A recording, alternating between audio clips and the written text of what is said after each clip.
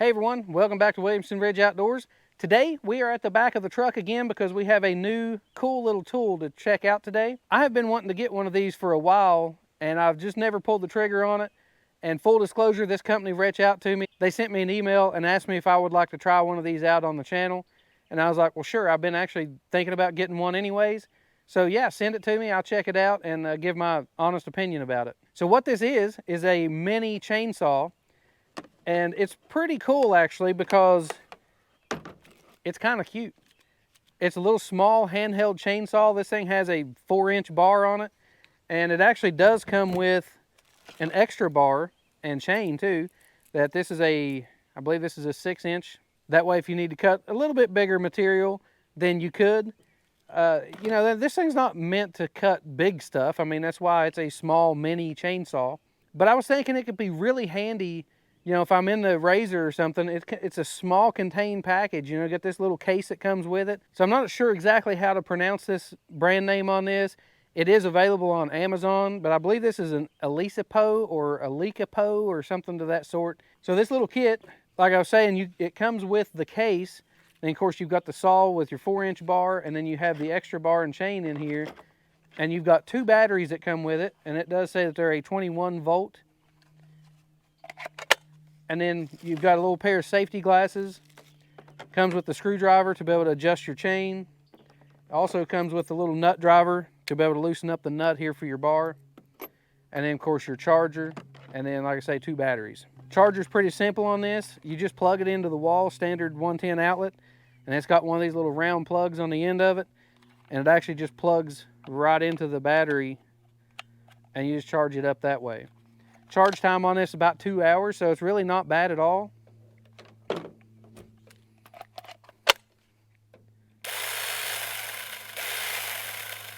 And it actually runs pretty smooth and quiet. There's not an oil reservoir or anything on this, so you know, you may want to put a couple drops of oil on there every so often just to kind of keep heat and friction down. Chain adjustment's real simple on this. You just loosen up the nut. And then you've got a screw right here beside your bar, and you just tighten that up, and that will adjust your chain tension. And then you can just tighten your nut back up. This is actually a pretty inexpensive mini chainsaw. And I know some of the name brands can be upwards of $200 for one of these, so they can get fairly expensive. So if you're thinking about getting one, and then you decide that, you know, $200 is too much to spend on one, then maybe this is something that you might consider as an alternative. I've been using this over the last week because I wanted to kind of get an idea before I started doing this video of, you know, the quality, the power, and I've been pretty impressed with it. I actually have sawn some stuff that I thought, this thing looks kind of like a toy. I kind of doubt that it's going to saw through this log or this piece of wood, and it does. If your capacity to that bar, it'll saw through that without any problem. Now, if you really bear down on it and try to force it through it, yeah, you can stop it. But it actually does a really good job, and it cuts pretty quick. So we're going to go jump in the razor and take this thing down the trail, and we're going to see if we can't find some tree limbs and stuff to cut.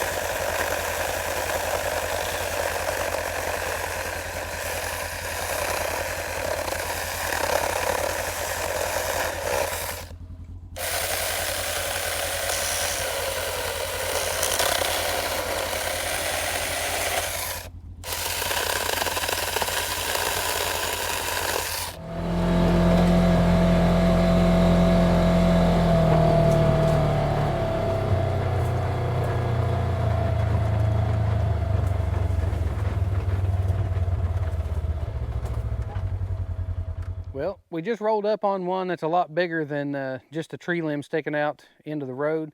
So I'm going to go through and cut off some of the branches and stuff here and just kind of give you an idea of, you know, the kind of stuff that you can cut with it. I don't think we're going to have to worry about clearing this whole tree because this is a pretty good sized tree across the road. Yeah, so a bunch of this stuff here, I'm not going to try to cut this with this little saw, but I'll cut some of these lower ones and get some of this brush out of the way and just kind of give you an idea of what it can do.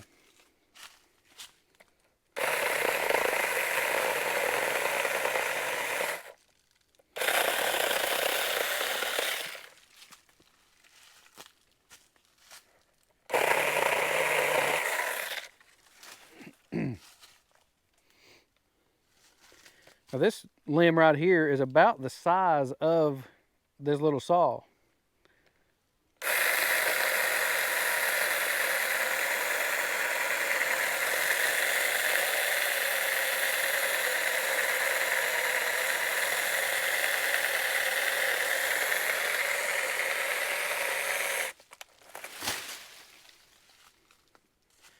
So as you can see, I mean, that's pretty close to capacity of that bar.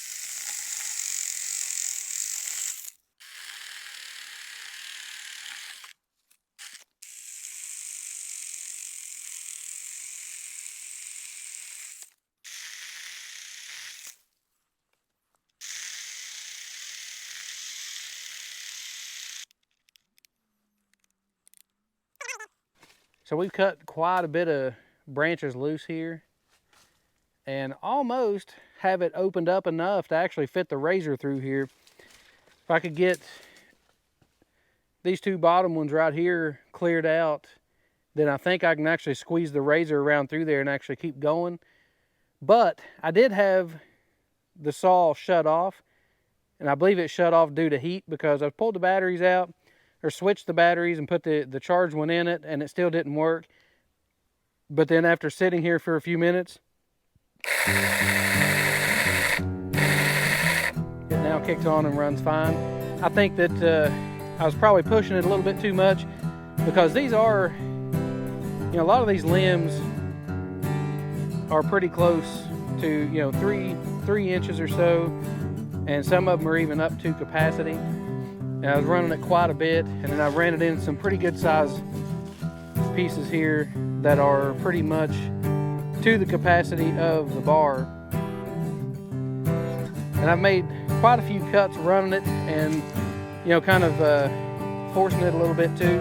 So we're going to give it a few minutes, let it cool off a little bit. The bar also is getting pretty warm, so probably need to put a few drops of oil on that, just to kind of be sure that, you know, we're not overheating that. So let's take it back up to the house. I've got some oak up there that I want to try this thing out in, and I can kind of measure those and show you the sizes that it's actually cutting, and then that way you can kind of get a little bit better idea of how this thing works. And then I'll kind of wrap it up and give you my final thoughts about it.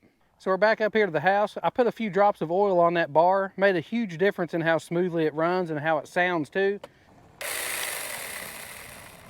And I've got a few oak limbs here, and we've got one here that is right at 3 inches, and I've got a little smaller one right here that's actually, it's about 2 or 2.5. So we're going to cut on these a little bit and see how it does.